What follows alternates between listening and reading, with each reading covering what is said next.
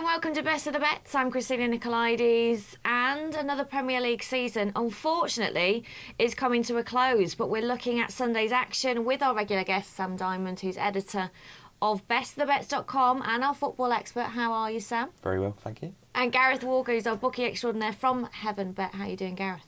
Yeah, I'm very well. I'm looking forward to this weekend because there are some fantastic betting opportunities. OK, first game, Newcastle versus Arsenal. We know about the rivalry between these two managers. The betting suggests that it'll be a comfortable win for Arsenal to get the points that they desperately need. Newcastle 6.1, the draw's 4.3, and Arsenal are 1.55. Can you take them at that price? Yes, I think I'm probably good, because the betting suggests Arsenal should win this one comfortably, and so did Alan Pardew, who came out and said that he didn't care if Newcastle lost this game 4-0. A bit overexcited about beating QPR, I think, yeah. And who doesn't get excited about beating QPR? So Newcastle are safe, so they don't need to really worry about this fixture now. It's all the pressure is on Arsenal. So I suppose there's a reason to be siding with Newcastle there in that respect, but I can't see it really. Arsenal are in great form though, aren't they? Well, they're probably they are in the best form in the Premier League. They're unbeaten in 9, and they've won the last 4 away from home. They've got a good record against Newcastle as well. They're unbeaten in 5 attempts, or five trips to St James's Park, although 4 of those have been drawn. I think Arsenal will come through this. They've seemed to start their games really quickly at the moment. In the last 3 games, they've led inside 11 minutes. Seen Walcott get some very early goals. So I think they're going to go at Newcastle right from the off. So I can't really get excited about the outright prices for the 90-minute betting. But Arsenal half-time, full-time on a double result for me. That's priced at 2.4. For all my criticisms and constant highlighting of all Newcastle's weaknesses this season and opposing them week after week after week, I'm going to side with them here, because at 6.1, that price is just too big to ignore. The other key factor is that Arteta is a doubt for Arsenal for this game. And you look at the stats last couple of seasons when Arteta's been playing and when he hasn't been playing, and it has a huge impact on Arsenal's results, incredibly high. This season, 40% of games they've won without Arteta. Yes, they seem to be specialists. They've been starting well. Specialist at late goals, most in the league, so it could well go right down to the wire. But yeah, I've just got to side with Newcastle here. 6.1, I think is the bet for me. Yeah, maybe 3-2, something like that. 24 could be an absolute goal. He scored 3 in the reverse. Well, exactly. There you go. Unfortunately, he did let in 7. So a repeat of that. Steve Harper will have to do a bit better than his. And their defence. But let's move on. So also fighting for their Champions League spot, or a Champions League spot, Tottenham versus Sunderland. Tottenham 1.25 here. The draw 5.6. Sunderland 11.1. If you fancy Paolo to pull off the shot. Walk in the park, do you think, Sam? I wouldn't necessarily say it's a walk in the park, because I don't think Paolo Di Canio would let any of his sides go out and roll over for another team. Tottenham's effort in this run has been quite phenomenal, because Gareth mentioned the fact that Arsenal scored a lot of late goals, but in the last 6 Premier League games, Tottenham scored 8 goals in the last 15 minutes, and without those, they'd be 10 points worse off. They'd be fighting for Liverpool for Arsenal and Tottenham spot. are the teams that have scored the most in the last 15 minutes. Arsenal 18, Tottenham 17. Last 15-minute goals, incredible. Yeah, so I think that there's something really to admire about Villas-Boas and the way his teams just keep going to the end. So I think if they do have a frustrating afternoon, despite what's happening at St James's Park, they will keep going. So I mean, it's very hard to find a bet really with these prices. Just sort of following that trend of late goals, Tottenham to score last. It's very, very short, but if you want to have a bet, why not? What is it? Tottenham to score the last goal is priced at 1.3. One way of going, if you think Arsenal and Tottenham will win these 2 games rather than play the singles, the double, that pays 1.95. So you're almost getting even money for that. So it's a bet. I mean, you'd think surely Sunderland are almost ideal opponents. You know, last game of the season, home game, pick a team that are 4th bottom, safe, not much to play for. 2 ways of looking at it, because it's a very sort of Italian mentality. I've reading some fascinating quotes from Gianluca Vialli, actually, about how the Italian mentality, you just let if the opponent needs the points, you almost just let them have them. But I just can't imagine Di Canio, even though that's probably how he's been brought up, he's going to be desperate for some fight, and without a doubt, what he has brought to Sunderland is what's kept them up, that fight. And there's been some tremendous fight from a team that I still am convinced are very limited on talent and all the rest of it. And Tottenham have had some real toils and struggles. I do think that they'll win the game, but it could be a very frustrating afternoon for the White Hart Lane fans. You could look at draw half time, Tottenham to win at full time, 4.2. I do like that. Sunderland to hold it level at the break, and then Tottenham to get a breakthrough. Or you can go with the fact I think Tottenham will win just by the one goal. 7 of their last 8 victories that Sam mentioned have been just by that one goal.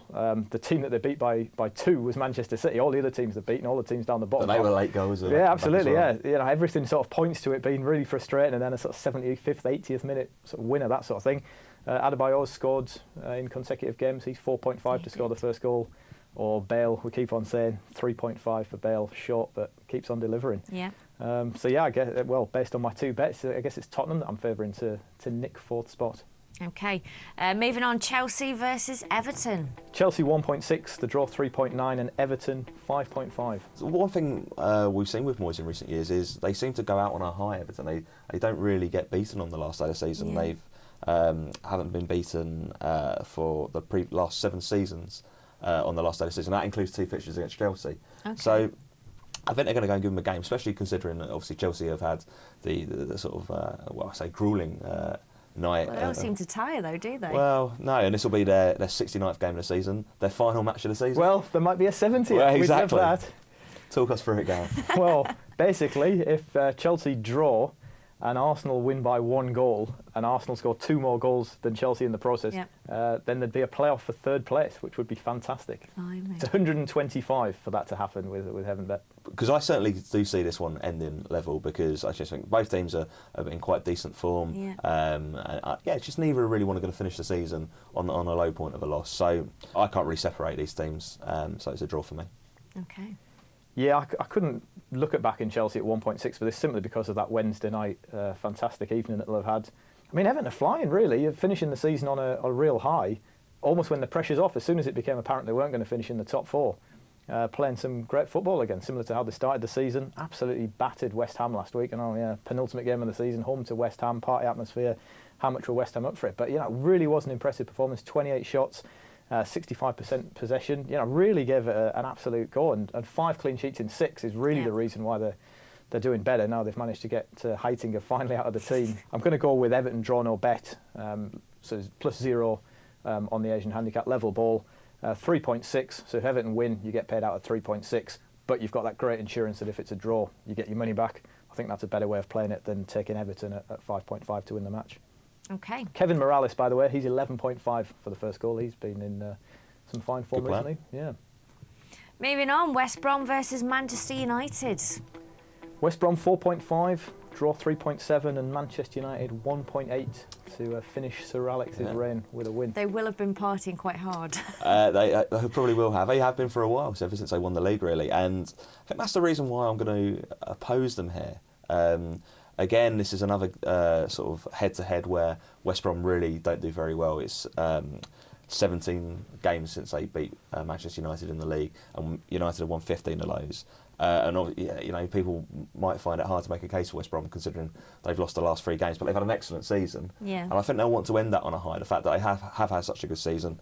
They need to win here to secure 8th, really. Hold on to 8th place as well. It would be a fantastic achievement for Steve Clarke in his debut season. Yeah. And as someone else who's had a fantastic season is Romelu Lukaku, who will most likely be playing his last game for West Brom. He has said he wants another season on loan before going back to Chelsea, but he wants European football next year. So it's highly likely he'll be playing elsewhere. Maybe he could move to Wigan. Maybe Swansea. Swansea get involved, yeah. So I really like Lukaku. I obviously won't when he goes back to Stamford Bridge. 7.1 for the first goal. 7.1. I'm gonna back it. I've gone for a few anytime goal scorers in recent weeks who've ended up scoring the first goal. Yeah. So I'm not going to make that mistake again. I'm going to have the bigger price of the first. Go for glory. Good man. Yeah, it's a tough game to call, really. Anything could happen. I just think you look at these end-of-season games where there's not as much riding on them, and I just sort of think goals seems to be generally, end-of-season games, bit more relaxed atmosphere. I'm looking at the overs here. Over 3 goals is priced at 2, so that's a bet where if there are exactly 3 goals, you get your money back. Yeah. Or if you want to go for 3.25 goals, you're getting a bet at odds against there, 2.3. Yeah. Half your bet split 3 goals, half your bet split 3.5 goals on the Asian handicap.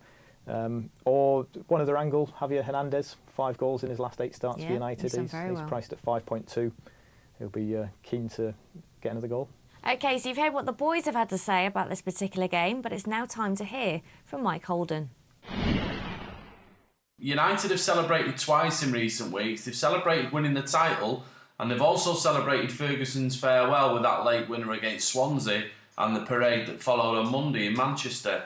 And I think, there's a tendency after such celebrations for a lull to follow. And I think although the narrative suggests that, Alex Ferguson cannot possibly go out with a defeat, I think it's a high possibility. West Brom had a bit of a stinker last week at Norwich, going down 4-0. But I think this is an attractive game, and to go down into folklore as the team that beat Sir Alex Ferguson in his final game, and to take United's scalp at any time is a great way to finish a season on a high. So I think there's value to be had in West Brom to win this one. OK, and the final game that we're looking at for our part one of the show, Manchester City versus Norwich. Manchester City 1.3, the draw 5.4, and Norwich 10.7. It should be a comfortable win, though, for Everything City. points to a comfortable home win. They've lost their won their last 5 manager. at home, scored in every home game this season, and their recent record against Norwich has thrown up some fantastic scorelines, and all of them in City's favour. 4-3 was it earlier this season. Yeah. 6-1 at Carrow Road last year. Nasri red card. Yeah, but this party atmosphere, I think that City were expecting to be having on the last day with an FA Cup win in the bag. No, stays out. Yeah, that's not happened. And obviously, Mancini, a man that many of their fans had a lot of time for, is also out the door. I think the party atmosphere is going to be pretty much replaced by almost like a feeling of a funeral, really. And I just think Norwich, they've not been in great form for a long time, but might just go there and surprise them. Obviously, they had this thumping 4-0 win last week that have kept them in the Premier League. Whatever happened to them? It's incredible. I don't know what has happened to Norwich. But I just think now they can go to Manchester City. I'm not going to be daft enough to say they can win this game, but I'm certainly thinking back to last season when the pressure was on. 10.7, you're going to be frustrated if you don't go for it. I'm not going to back Norwich, but I think I will back the draw. So that's the way I'm going to go with this one. Gareth, are you backing Norwich then? Is that what you're saying? No, I'm not actually. I do always look at the big prices. The draw that Sam Light says 5.4. I think it's one to keep stakes small on this game. 1-0, 6.3, 2-0, 5.2. I'm not can't get too excited about anything out of the ordinary happening here, unfortunately. OK, every game is happening this weekend on Sunday, so we're going to do best bets just for those 5 first games that we've looked at. Gareth, I'm coming to you first.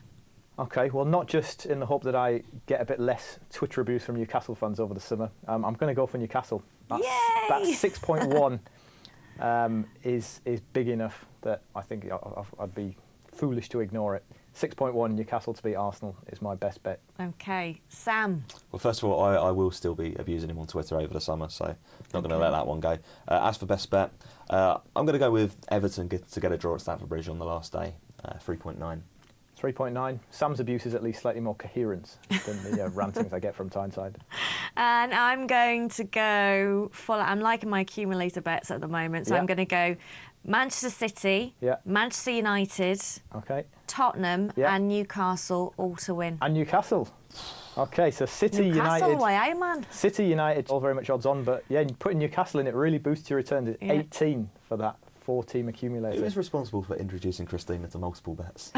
Well, I think it is. I think it's clearly an attempt to catch us up with the best bets over the season.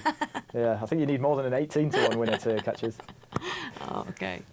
Right, so you've heard what the boys have had to say about the part one of the first 5 games we're looking at for Sunday. You can place your bets. You can agree with us or not on our website, heavenbet.com. You can tweet us as well, at Best of the Bets. And if you can use the hashtag BOTB Best Bet, that'd be fantastic. Join us after the break when we look at part 2 for Sunday. See you then.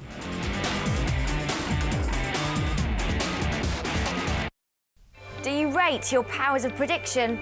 Well, now is your chance to prove it and win a prize. Log on to bestofthebets.com and in the tips and advice section, you'll find 6 Premier League games discussed in the show. Predict home, draw, or away for each one, and 4 or more correct answers guarantees a prize. Good luck.